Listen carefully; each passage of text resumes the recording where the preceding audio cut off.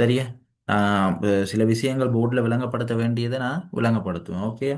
அப்போ இந்த வங்கி கூற்றுன்றதை நான் ஏன் எடுத்தேன்னு சொன்னால், வங்கி கூற்று நான் வந்து 2025, இப்போ இதில் நிறைய பேர் ரிப்பீட்டர்ஸ் இருப்பீங்கன்னு நினைக்கிறேன். ரிப்பீட்டர்ஸ் பேஸ் பண்ணின ஒரு பேப்பர் தான் இந்த 2025. பாருங்கள், நான் ஷேர் பண்ணுறேன். அதை நான் ஒரு கொஷின் ஒன்று போட்டிருந்தேன் உங்களுக்கு செஞ்சு சொல்ல சொல்லி.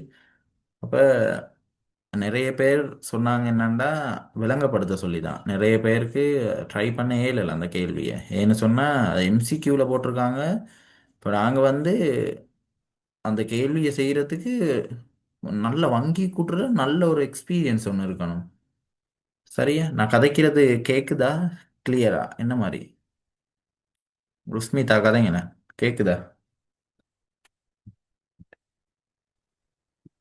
Clear sir. ஓகே. இப்போ அந்த கேள்வி இந்த உங்களுக்கு விளங்குதுன்னு நினைக்கிறேன். விளங்குது தானே? 2025 அந்த கேள்வியில் வந்து ஃபஸ்ட்டு நாங்கள் நாங்கள் 8வது கேள்வியை செஞ்சாதான். இப்போ நாங்கள் வந்து முதலாவது நாங்கள் செய்வோம் என்னத்துன்னு சொன்னால், 9வது கேள்விக்கு நாங்கள் விடை எடுத்துருவோம். அந்த கேள்வியில் 9வது கேள்விக்கு நாங்கள் விடை எடுத்துருவோம். அப்புறம் தான் நாங்கள் போவோம் என்னத்துக்கு 8வது கேள்விக்கு. சரியா? அப்போ இதை செய்கிறதுக்கு இப்போ நிறைய பேர் ஷார்ட்கட் யூஸ் பண்ணுவாங்க, அப்படியெல்லாம் யூஸ் பண்ணுவாங்க. ஆனாலும் நாங்கள் பார்ட் டூவில் செய்கிறதுக்கு வந்து இந்த கேள்விக்கு சரியான மெத்தடில் தான் நாங்கள் செய்யணும். அப்போ தான் மார்க்ஸ் கிடைக்கும். சரியா? இது பார்ட் ஒன்னுக்கு எம்சிக்யூக்கு போட்டிருக்காங்க. இது ஒரு நல்ல ஹார்டான கேள்வி ஒன்று. சரியா? நல்ல ஹார்டான கேள்வி ஒன்று. சரியா? அப்போ நாங்கள் இந்த கேள்வினால தான் நான் நினச்சேன் வங்கி கூற்று.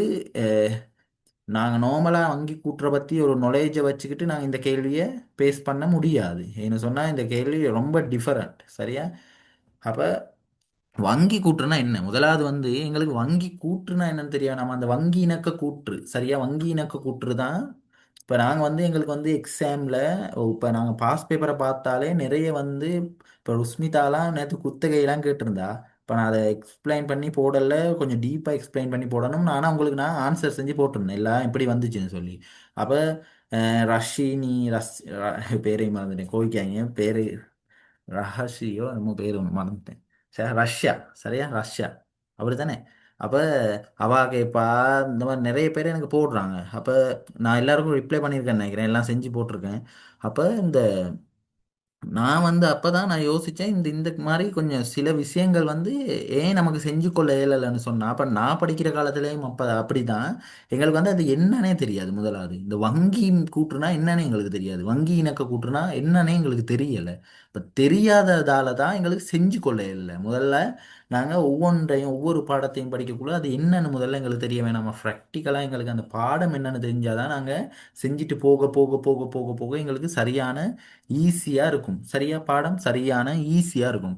அப்போ இந்த வங்கி கூற்றுனா என்ன? சரியா? முதலாவது வங்கி கூற்று. வங்கி கூற்றுன்னு சொல்றது என்னன்னா, சரியா? நான் சும்மா முதல்ல சொல்றேன், அப்புறம் தான் டீப்பாக எக்ஸ்பிளைன் பண்ணேன், உங்களுக்கு விளங்கும். சரியா? அப்போ வங்கி கூற்றுன்னு சொன்னா பேங்க் ஸ்டேட்மெண்ட் அப்படின்னு சொன்னா, பேங்க்ல மாசம் மாசம் உங்களுக்கு ஒரு ஸ்டேட்மெண்ட் ஒன்று அனுப்புவாங்க. சரியா?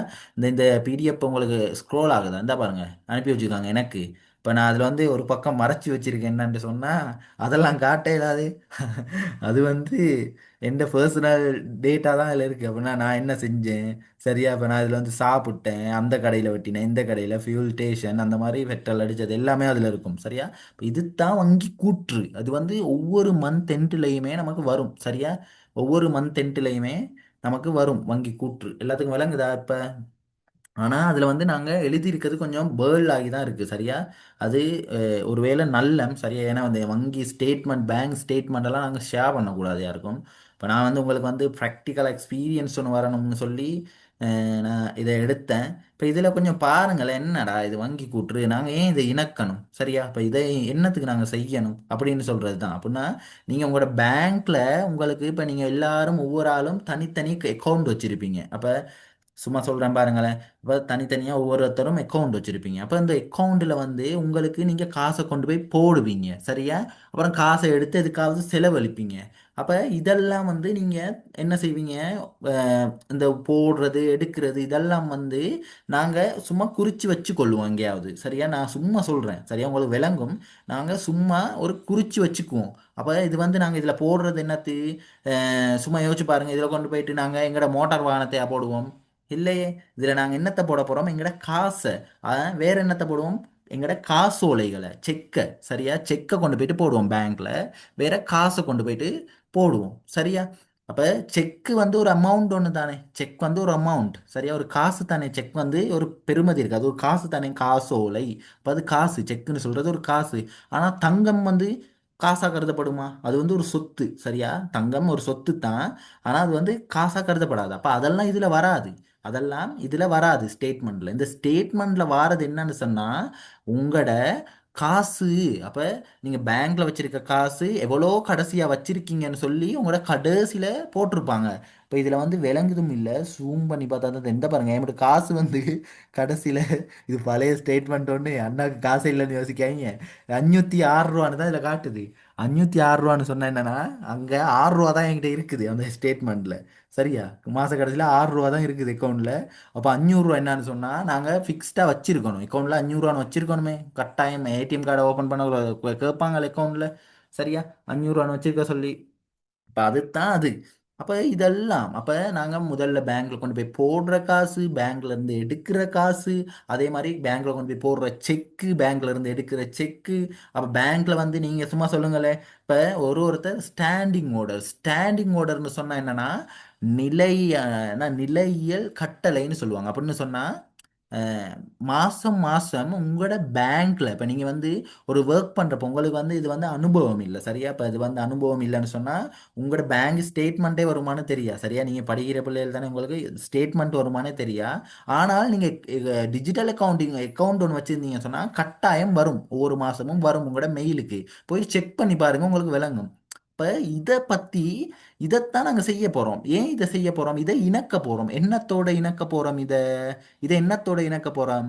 இதை வந்து நாங்க இணக்க போறோம் என்னன்னு சொன்னா, நீங்க பேங்க்ல சும்மா யோசிச்சு பாருங்க. பேங்க்ல உங்களுக்கு நீங்க ஒரு பெரிய அமௌண்ட் ஒன்று வச்சிருக்கீங்கன்னு வைங்களேன். பேங்க்ல உங்களுக்கு வந்து நல்ல காசு ஒன்று இருக்கு பேங்க்ல. அப்ப அதுக்கு ஒரு வட்டி ஒன்று கிடைக்குதுன்னு வைங்களேன். அப்ப அது பேங்க் அக்கௌண்ட்டுக்கு தானே விழுகும். இப்போ பேங்க் அக்கௌண்ட்டுக்கு விழுந்தா தான் பேங்க். இப்போ நீங்கள் வந்து ஆன்லைன் பேங்கிங் இல்லைன்னு வைங்களேன், உங்களுக்கு ஆன்லைன் பேங்கிங் இல்லை, மெசேஜ் எதுவும் காட்டாது உங்களுக்கு. இப்போ மெசேஜ் எதுவும் காட்டாதுன்னு வைங்களேன். அப்போ ஆன்லைன் பேங்க்கும் இல்லை, மெசேஜும் காட்டாது. அப்போ நமக்கு மாத கடைசியில் நம்ம போய் பேங்க்கில் எனக்கு இந்த மாதத்துக்கான ஸ்டேட்மெண்ட்டை தாங்க அப்படின்னு சொன்னா தானே பேங்க்கில் நம்ம வச்சிருந்த காசுக்கு ஒரு வட்டி கிடைச்சா நமக்கு தெரியும். சொல்லுங்க யாரு? ஷெஹான் சொல்லுங்களேன், அப்படிதானே? இல்லாட்டி நமக்கு தெரியாதே. மாச கடைசியில தான் தெரியும் பேங்க்ல இருந்து வட்டி ஒன்று கிடைச்சிச்சா இல்லையான்னு சொல்லி. ஏன்னா நமக்கு தெரியாது. அது கிளியரா ஷெஹான் உங்களுக்கு? இல்லாட்டி ஒஷினிட்ட தான் கேட்பேன். ஆமாண்ணா. அப்போ தம்பி இப்படிதான் நீங்க வந்து பேங்க்ல கொண்டு போய் காசை வச்சு இப்ப நீங்க கொண்டு போயிட்டு போடுறீங்கன்னு வைங்களேன். அப்ப நீங்க காசை எடுத்து நடந்து நடந்து போறீங்க கையில ஒரு எவ்வளவு இன்னைக்கு இவ்வளவு நம்ம என்னமோ செஞ்சு உனக்கு வந்து தம்பி, நீ என்னமோ செஞ்சு என்னத்தையும் கொண்டு போய் வித்து உனக்கு காசு இருக்குன்னு வைய தம்பி. அப்ப அந்த காசை எடுத்துட்டு நீ போற பேங்க்குக்கு போடுறதுக்கு இப்போ உனக்கு தெரியும் தானே என்னது, என்கிட்ட இவ்வளவு காசு இருக்கு, 5000 ரூபான்னு இருக்கு, நான் கொண்டு போய் இதை என் அக்கௌண்ட்ல போட்டு வச்சிடணும், எனக்கு தேவை மாசத்துக்கு வாங்கி கொடுக்கறதுக்கு என்ன சரி அப்படின்னு யாருக்கோ என்னமோ வாங்கி கொடுக்க போற அப்படின்னு நினச்சிக்கவே. அப்போ என்னமோ வாங்கி கொடுக்கறதுக்கு உனக்கு தேவைன்னு நீ இப்பயே கொண்டு போயிட்டு காசை கையில் எடுத்துட்டு போயிட்டு தம்பி வைக்கிற அக்கௌண்ட்ல. சரியா, அக்கௌண்ட்ல வைக்கிற. அப்போ உனக்கு தெரியும் தானே நீ கையில் காசை எடுத்துட்டு போறத.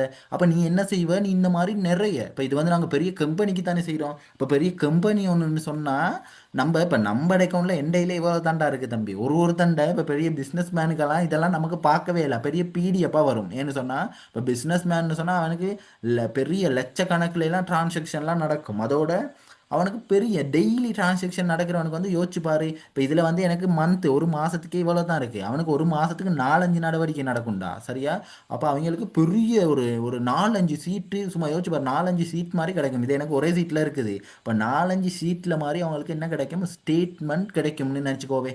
அப்போ இப்போ சும்மா யோசிச்சு பாரு தம்பி. அப்போ இந்த பேங்க்ல இருந்து நாங்கள் கொண்டு போய் வைக்கிறோம் தெரியுமா, நாங்கள் பேங்க்ல கொண்டு போயிட்டு கொஞ்சம் காசை போடுவோம். அப்போ உங்களுக்கு தெரியும் தானே நான் இன்னைக்கு 5000 ரூபா கொண்டு போயிட்டு என் அக்கௌண்ட்ல போட போறேன்னு. அப்போ நீங்கள் என்ன செய்வீங்கன்னு சொன்னால், உங்களுடைய ஒரு நோட் ஒன்று எடுத்து நீங்கள் குறித்து வச்சுக்கொள்றீங்க, நான் இன்னைக்கு பேங்க்ல கொண்டு போயிட்டு 5000 ரூபா என்ன மட்டும் அக்கௌண்ட்ல வைக்க போறேன். அப்போ பேங்க்ல கொண்டு போய் நீங்கள் அக்கௌண்ட்ல வைக்க போறேன்னு சொல்லி நீங்கள் நோட் ஒன்று எடுத்து குறித்து வச்சுக்கொள்றீங்க. அப்போ அந்த காசு உங்களுக்கு தானே சொந்தம் தம்பி. அப்போ உங்களுக்கு சொந்தம் அந்த காசு. அதனால நீங்கள் என்ன செய்வீங்க, பேங்க்ல கொண்டு போய் வைக்க போறேன்னு சொல்லிட்டு நீங்கள் கொண்டு போய் பேங்க்ல வைப்பீங்க. சரியா? கொண்டு போய் வைக்கிறீங்க. அப்போ பேங்க்லையும் வைப்பீங்க, உங்களோட அக்கௌண்ட்லையும் நீங்கள் குறிச்சு கொள்றீங்க. அப்போ ரெண்டு நடவடிக்கை, அங்கேயும் ஒன்று வச்சிருவீங்க, இங்கேயும் குறிச்சு கொள்றீங்க. ஏன்னு சொன்னால் நமக்கு மந்த் எண்டில் தான் ஸ்டேட்மெண்ட் கிடைக்கும், மாத கடைசியில் தான் நமக்கு இந்த பேங்க் ஸ்டேட்மெண்ட் கிடைக்கும். நமக்கு ஒரு மெசேஜும் வரதும் இல்லைன்னு வச்சுக்கோவே, மாத கடைசியில் தானே நமக்கு ஸ்டேட்மெண்ட் கிடைக்கும். அதுக்குள்ளே நமக்கு தெரிய வேணாமா நம்ம என்ன செஞ்சோன்னு, நம்ம காசு இல்லாட்டி காசும் இல்லை. சரியா? கிஃப்ட்டும் இல்லைன்னு தான் இருக்கணும். சரியா தம்பி? அப்போ கொண்டு போய் வச்சா, நம்ம பேங்க்ல வச்சா நமக்கு தெரியவே நம்ம என்னத்துக்கு கொண்டு போய் வச்சோம். அதனால நீ குறிச்சு வச்சுக்கொள்ளுவ என்னது, உண்ட காசு நான் இவ்வளோ கொண்டு போய் பேங்க்ல வச்சுட்டேன். அப்போ நீ காசை கொண்டு போய் பேங்க்ல வச்சேன்னு சொன்னா உண்ட காசை உன்னகிட்ட இருக்க காசும் என்ன செய்யும், இன்னும் கூடும். அப்போ இன்னும் கூடுதுன்னு தானே காட்டுவேன் உங்ககிட்ட. காசு இருக்குது அப்படின்னு சொல்லி காட்டுவேன். எங்க எழுதி வச்சுக்கோ, என்கிட்ட இவ்வளோ காசு இருக்குது அப்படின்னு சொல்லி. அதே மாதிரி பேங்க்ல கொண்டு போய் வச்சுட்டேன், ரைட்? அவ்வளோதான். இப்போ நீ யாருக்காவது காசு கொடுக்க இருந்துச்சுன்னு வைவே தம்பி, நீ சும்மா யோசிச்சு பாரு, நீ யாருக்காவது காசு கொடுக்க இருக்கு. அப்போ நீ வந்து இப்போ உன்னோட ஃப்ரெண்ட் பொடியன்ட்ட ஒரு 2000 ரூபா வாங்கியிருந்தேன்னு வைவே. அப்போ அந்த 2000 ரூபாய் வந்து நீ கொடுக்கணும்டா தம்பி. அப்போ நீ போயிட்டு உன் அக்கௌண்ட்ல இருந்து 2000 ரூபாய் எடுத்து அவனுக்கு கொடுக்குற தம்பி. சரியா? 2000 ரூபாய் எடுத்து அவனுக்கு கொடுக்குற. அப்போ கொடுத்துட்டா உன் அக்கௌண்ட்ல காசு குறையணும் தானே. அப்போ அவங்க என்ன செய்வாங்க, மந்த் எண்டில் குறைச்சி தருவாங்க உனக்கு. மந்த் எண்டில் குறைச்சி இப்போ உனக்கு எல்லாமே பிரிண்ட் பண்ணி தந்துருவாங்க, கொடுத்துட்டோன்னு சொல்லி ரிசிப்ட்டும் தந்துருவாங்க. அப்போ மந்த் எண்டில் தான் உனக்கு தெரியும் உண்மையாகவே இந்த காசு கொடுப்பட்டிருக்கா. சரியா? ஏன்னா அந்த ஸ்டேட்மெண்ட்ல தானே பார்ப்போம். ஏன்னா கடைசியில் எவ்வளோ பேலன்ஸ் இருக்கோ, அப்போ நமக்கு பேலன்ஸ் ஒன்று இருந்துச்சுன்னு சொன்னால் மேல் நமக்கு விளங்கும். இதெல்லாம் போயிருக்கு, இவ்வளோ காசு போயிருக்கு, அப்போ இவ்வளோ காசு வந்திருக்கு அப்படின்னு சொல்லி. இப்போ எந்த ஸ்டேட்மெண்ட் உங்களுக்கு எல்லாத்துக்கும் விளங்குதா? இந்த பாருங்க, அது கொஞ்சம் கிளியர் இல்லை. சரியா? அது நான் வேணும்னு செய்யல, அது கிளியர் இல்லை. இந்த வலப்பக்கம் பாருங்க, உங்களுக்கு எல்லாம் விளங்கும். பேமெண்ட் இந்த பாருங்க, நான் இந்த இப்படி செய்கிறேன், ஜூம் பண்ணி. இப்படி கேர்சரை செய்கிறேன். அந்த பக்கம் இருக்கலாம் பேமெண்ட். பேமெண்ட் சொன்னால் பாருங்கள் எவ்வளோ இருக்குன்னு. நான் பே பண்ணியிருக்கேன் அப்படின்னா நான் செலவழிச்சிருக்கேன் இந்த அக்கௌண்ட்ல இருந்து காசை. இப்போ செலவு பக்கம் இருக்கிறதெல்லாம் என்னன்னு சொன்னால், இந்த பக்கம் இருக்கிறதெல்லாம் உங்களுக்கு வந்த காசு. அப்போ எனக்கு இந்த 2000 ரூபா வந்திருக்கு, 4000 ரூபா வந்திருக்கு, 4000 ரூபா வந்திருக்கு. அப்போ இதெல்லாம் எனக்கு வந்த காசு தம்பி. இந்த வரவு பக்கம் இருக்கிறதெல்லாம் நான் செலவழிச்ச காசு. அப்போ பேங்க்ல வந்து நீங்கள் இது உங்களோட காசு அக்கௌண்ட் வச்சுருந்தீங்க வைங்க, நீங்களா ஒரு செய்கிறீங்கன்னு வைங்களேன் அக்கௌண்ட் ஒன்று. அப்போ சும்மா நீங்களாம் டி ஃபார்ம் நிற்கிறீ, காசு கணக்கு நிற்கிறீ, நீங்கள் வச்சுக்கொள்றீங்கன்னு வைங்களேன். நீங்கள் என்ன செய்வீங்க, பேங்க்ல கொண்டு போய் வச்சதை நீங்கள் எந்த பக்கம் வச்சுக்கொள்வீங்க, உங்களுக்கு சொத்து கூடும், காசு கூடணும். அப்போ காசு வரவு அப்படின்னு சொல்லி உங்களோட காசு பக்கம் நீங்கள் வச்சுக்கொள்ளுவீங்க கீரி. சரியா? காசு பக்கம் கீறி வச்சுக்கொள்ளுவீங்க. சரியா? அதே மாதிரி பேங்க்ல கொண்டு போய் வச்சிட்டீங்கன்னா பேங்க்லையும் அது கூடும். அப்போ பேங்க்ல எந்த பக்கம் இருக்குன்னு சொன்னா செலவு பக்கம் தான் இருக்கும். இப்போ காசு கணக்கு வரவு, வங்கி கூற்று. சரியா? வங்கி கூற்று எப்பயுமே செலவு. அப்போ காசு உங்களுக்கு வந்துச்சுன்னு சொன்னா நீங்க வரவுன்னு வச்சுக்குவீங்க, உங்களுக்கு வந்துச்சுன்னு சொல்லி வச்சுக்குவீங்க. காசு வந்துச்சுன்னு சொன்னா உங்களுக்கு காசு வந்துச்சுன்னு சொல்லி வச்சுக்குவீங்க. ஆனா பேங்க்ல கொண்டு போயிட்டு காசு வைக்கக்குள்ள அவங்க எப்படி வைப்பாங்கன்னு சொன்னா செலவு பக்கம் தான் வைப்பாங்க. செலவு. ஏன்னா உங்களுக்கு சும்மா யோசிச்சு பாருங்களேன், நீங்கள் வந்து இப்போ எக்ஸாம் தானே செய்ய போகிறீங்க, அப்போ நாங்கள் நாலேஜ் தான் இங்கே கெயின் பண்ணணும். ஏன் செலவு? இப்போ செலவுகள் எல்லாம் சும்மா யோசிச்சு பாருங்கள், ஒரு வருமானங்கள். சரியா? அப்போ வருமானங்கள் எல்லாம் நம்ம என்ன செய்யணும், செலவு அந்த பக்கம் தானே வைக்கணும். செலவுகள் எல்லாம் ஒரு வருமானங்கள். இப்போ வருமானங்கள் எல்லாம் நம்ம என்ன செய்யணும், செலவு பக்கம் வைக்கணும் அப்படின்னு நினச்சிக்கோங்களேன். அப்போ அந்த பக்கம் இருக்கும். ஆனால் காசு வந்து உங்கடையில் நீங்கள் என்ன செய்வீங்க, உங்களோட பக்கம் வச்சுக்கொள்ளுவீங்க. இவ்வளோதான் நடக்கும். அதே மாதிரி தம்பி, இப்போ இது வந்து நீ குறித்து வச்சுக்கிட்டேன்னு வைவே. இப்போ நீ குறித்து வச்சுக்கிட்ட என்னது, நான் கொண்டு போயிட்டு 5000 ரூபாயை அங்கே வச்சுட்டேன், பேங்க்கில் வச்சுட்டேன், என் அக்கௌண்ட்டில் போட்டு வச்சிருக்கேன். அதே மாதிரி நீ அங்கே வச்சுட்ட, நீ இங்கே குறித்து வச்சுக்கிட்ட. இது ஓகே தானே? இப்போ நீ யாருக்காவது கொண்டு போய் காசு, இப்போ நீ போய் பெட்ரோல் அடிக்கிறேன்னு வைவே தம்பி, பைக்குக்கு பெட்ரோல் அடிக்கிற. பைக்குக்கு பெட்ரோல் அடிக்கக்குள்ள காசு என்ன செய்யும் தம்பி, அக்கௌண்ட்லேருந்து வெட்டுப்படும் தானே, அக்கௌண்ட்லேருந்து குறையும் காசு. அப்போ உனக்கு மட்டும் காசு தானே வெட்டுற. இப்போ நீ காசை கொடுத்து, நீ கார்டை கொடுத்து வெட்டினு சொன்னால் உன் அக்கௌண்ட்லேருந்து காசு குறையும். அப்போ அக்கௌண்ட்லேருந்து காசு குறையுதுன்னு சொல்லி உனக்கு தெரியும் குறையும், ஏன்னா நீ கார்டை கொடுத்து வெட்டுற. அப்போ நீ வந்து என்ன செய்வ, முதல்ல நோட் பண்ணி வச்சிருந்தியே, 5000 ரூபா கொண்டு போய் போட்டேனே, அப்போ 5000 ரூபாயை உண்ட டி ஃபார்மில் காசு கணக்கில் வரவுல வச்சிருப்ப. இப்போ தான் இப்போ அதில் 1000 ரூபாய்க்கு பெட்ரோல் அடிச்சிட்டியே தம்பி, அப்போ என்ன செய்வ, குறைஞ்சிரும் அப்படின்னு சொல்லி நீ என்ன செய்வ, மைனஸ் பண்ணிடுவ 1000 ரூபாயை. அதே மாதிரி மந்த் எண்டில் அவங்க எல்லாம் செஞ்சு நமக்கு தருவாங்க. ரைட்? இது விளங்கிட்டா எல்லாருக்கும்? இது விளங்கிட்டா யாரு? ருஸ்மிதா, இது விளங்குச்சா நான் சொல்றேன்? இந்த இது இப்ப சொன்னது ருஸ்மிதா? ம், யாரு? யார் அஸ்வினி சொல்லுங்க விளங்கிட்டா. சகியாஷினி சொல்லுங்க விளங்கிட்டா. நான் என்ன சொன்னேன்னா, ஓ அண்ணா. ஆ அப்போ நான் அது பேசிக் சொன்னேன். நீங்கள் வந்து பேங்க்ல கொண்டு போய் போடுறது, அப்போ உங்களுக்கு மாத கடைசியில் தான் வங்கி கூற்று கிடைக்கும். அதனால நீங்கள் என்ன செய்ய போறீங்க, சும்மா குறிச்சு குறிச்சு வச்சு கொள்ள போறீங்க. அப்போ நீங்கள் கொண்டு போய் வைப்பில் இட்டீங்கன்னு சொன்னால் உங்களுக்கு காசு கூடும் தானே. அதனால நீங்கள் ப்ளஸ் போட்டு அதெல்லாம் வச்சு கொள்ளுவீங்க. ப்ளஸ்ன்னு சொன்னால் காசு கணக்கில் வரவு பக்கம் தானே வைக்கணும். அப்போ அப்படி வச்சு கொள்ளுவீங்க. இதே நீங்கள் பெட்ரோல் எதுவும் அடிச்சுட்டு யாருக்காவது காசு அக்கௌண்ட்ல இருந்து எடுத்து கொடுத்துருந்தீங்கன்னா அதுவும் உங்களுக்கு தெரியும் தானே. அப்போ அதையும் நீங்கள் என்ன செய்வீங்க, குறித்து வச்சுக்கோவீங்க. அதை எங்கே குறித்து வச்சுக்குவீங்க, யாருக்காவது கொடுத்தா நம்ம குறைஞ்சிருச்சுன்னு சொல்லி குறித்து வச்சுக்குவீங்க. இதெல்லாம் ஓகே. இதெல்லாம் ஓகே, இப்படி தான் நடக்கும். இதே நீங்கள் செக் ஒன்று கொடுத்தீங்கன்னு வைங்களேன், யாருக்காவது செக் ஒன்று யாருக்காவது நீங்கள் கொடுக்க இருக்குது. அப்போ உங்களோட அக்கௌண்ட்ல இருந்து தானே காசு போகும். உங்களோட அக்கௌண்ட் வச்சிருக்கவங்களுக்கு தான், அப்ப நடைமுறை கணக்கு வச்சிருக்கவங்களுக்கு தானே செக் கிடைக்கும். அப்போ நீங்க சும்மா யோசிச்சு பாருங்க. நீங்க ஒரு பெரிய பிசினஸ் மேன், சரியா? இப்போ பிசினஸ் மேன்லாம் என்ன செய்வாங்க, 5 மினிட்ஸ் இல்லை 7 மினிட்ஸ் இருக்கு, ஆஃப் ஆக போகுது, திரும்ப லிங்க் போடுவேன் வாங்க. இன்னைக்கு நல்ல நாலேஜ் ஒன்று கெயின் பண்ணிக்குவீங்க. அப்போ உங்களுக்கே ஐடியா வரும், நான் அடுத்தெல்லாம் சொல்லி தர தேவையில்ல. நீங்க எல்லாம் செய்யக்கூடிய மாதிரி இருக்கும். சரியா? இப்போ நீங்க பெரிய பிசினஸ் மேன் ஒரு ஆள்னு யோசிச்சுங்களே. சரியா? அப்போ பிசினஸ் உமன், சரியா ஒஷினி, அப்படின்னு யோசிச்சுங்களே. அப்போ நீங்க என்ன செய்ய போறீங்கன்னு சொன்னா செக் தான் கொடுப்பீங்க. இங்க காசை கையில எடுத்து லாட்சில இருந்தெல்லாம் எடுத்து கொடுக்க மாட்டீங்க. டக்குன்னு செக் எழுதி எழுதி கொடுத்துருவீங்க. இப்போ யாருக்காவது நீங்க ஒரு 10 லட்ச ரூபா காசு கொடுக்க இருக்கு, அப்போ நீங்க பெரிய பிசினஸ் மேன் தானே. உங்களோட அக்கௌண்ட்ல இப்போ கோடி கணக்கு இருக்குன்னு வைங்களே. அப்போ நீங்க யாருக்காவது 10 லட்ச ரூபா காசு கொடுக்க இருக்குன்னு சொல்லி உங்களுக்கு தெரிஞ்சிச்சுன்னு சொன்னா நீங்க என்ன செய்வீங்க, உங்களோட செக்கை கிழிச்சு அவன்கிட்ட கொண்டு போய் அவன்கிட்ட கொடுப்பீங்க. பேங்க்ல வச்சுட்டு காசை எடுத்துக்கோ அப்படின்னு சொல்லி. அப்போ உங்களோட அக்கௌண்ட்ல இருந்து வெட்டிட்டு அவனுக்கு கொடுப்பாங்க. அது நார்மல் தானே. அப்போ நீங்கள் உங்களுக்கு தெரிஞ்சு தானே செக்கையும் கொடுத்தீங்க. அப்போ நீங்கள் என்ன செய்வீங்க, உங்களோட காசு கணக்கில் செலவு பக்கம் காசோலை இவ்வளோ கொடுத்துருக்கோம் அவனுக்கு அப்படின்னு சொல்லி குறைச்சிருவீங்க. அப்போ இந்த காசு உங்களுக்கு போயிரும்னு சொல்லி தெரியும் உங்களோட அக்கௌண்ட்டில். அதனால உங்களோட காசு பக்கமும் குறைச்சிருவீங்க.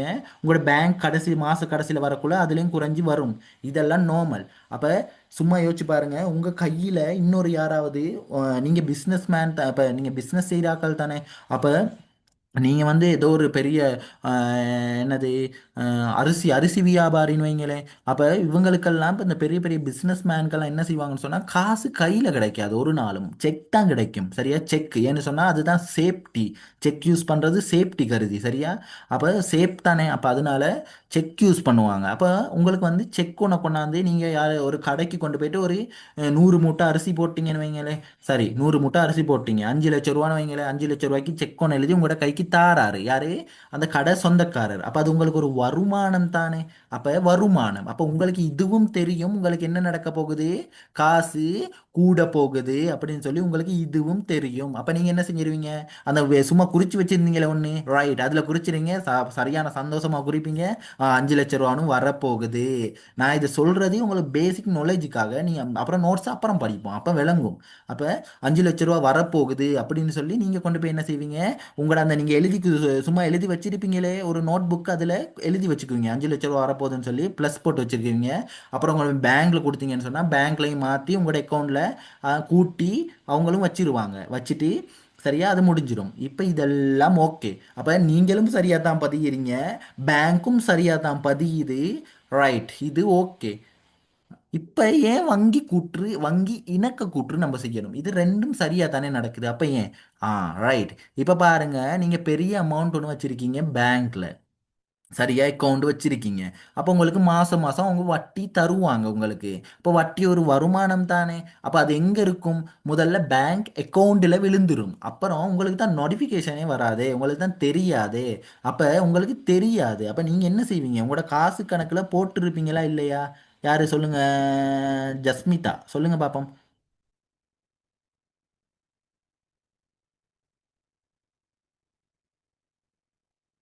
ரஷ்யா நசீம் சொல்லுங்களேன். திருப்பியும் இருக்க சொல்லுங்க. ஆ இப்போ சும்மா யோசிச்சு பாருங்க. உங்களுக்கு வந்து பேங்க்ல நீங்க உங்களோட பேங்க் அக்கவுண்ட்ல பெரிய அளவுல நீங்க லம்பா பெரிய அமௌண்ட் ஒன்று வச்சிருக்கீங்க. ஏன்னா நீங்க பிசினஸ் மேன் தானே. அப்போ உங்களுக்கு மாசம் மாசம் வட்டி தருவாங்க. அதனால தானே நாங்க கொண்டு போய் ஃபிக்ஸ்ட்ல போடுறது உங்களுக்கு வட்டி கிடைக்கும்னு சொல்லி. அப்ப பேங்கால தானே வட்டி தருவாங்க. அப்ப அது முதல்ல எங்க? அப்போ உங்களோட பேங்க் அக்கவுண்ட்டுக்கு தானே விழுகும். மாசம் மாசம் வட்டி 10,000 வைங்களேன், 10,000 உங்களோட அக்கவுண்ட்டுக்கு விழுந்துரும். சரியா? அது உங்களுக்கு நோட்டிஃபிகேஷனா வரலன்னு வைங்களேன், உங்களுக்கு தெரியுமா? தெரியாது. பேங்க்ல விழுகும். அது எப்ப விழுகுதுன்னே உங்களுக்கு தெரியாது. அப்ப நீங்க அந்த சோட்ல நீங்க குறிச்சு வைப்பீங்களே ஒரு நோட் புக்கு, அந்த நோட் புக்ல குறிச்சு வச்சிருப்பீங்களா? உங்களுக்கு தான் தெரியாது. குறிச்சு வச்சிருப்பீங்களான்னு சொல்லுங்களேன். யாரு? எங்கடா? ரஷ்யா? கவரேஜ் இல்ல, ஒழுங்கா விளங்குறது இல்ல. சரி, வேற யார்? சரி சொல்லுங்களேன். சரி நீங்க யோசிக்காதீங்க, நான் வீடியோ போடுவேன். வீடியோ போடுவேன். சரியா? யாரு? இவங்க சொல்லுங்களேன். யாரு? கபிலேஷ், கபிலாஸ், கபிலாஸ், சாரி கபிலாஸ் சொல்லுங்க. நான் குடிக்க மாட்டோம்ண்ணா.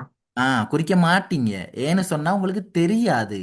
தெரியாது ஏன்னு சொன்னா அது பேங்க் மாச கடைசியில தந்தா தான் உங்களுக்கு தெரியும். அம்மாட்ட சரி நமக்கு இந்த பாரு காசு ஒன்று வந்திருக்குது, நம்மகிட்ட அக்கௌண்ட்ல காசு ஒன்று வந்திருக்குது அப்படின்னு சொல்லி அப்பதான் தெரியும்.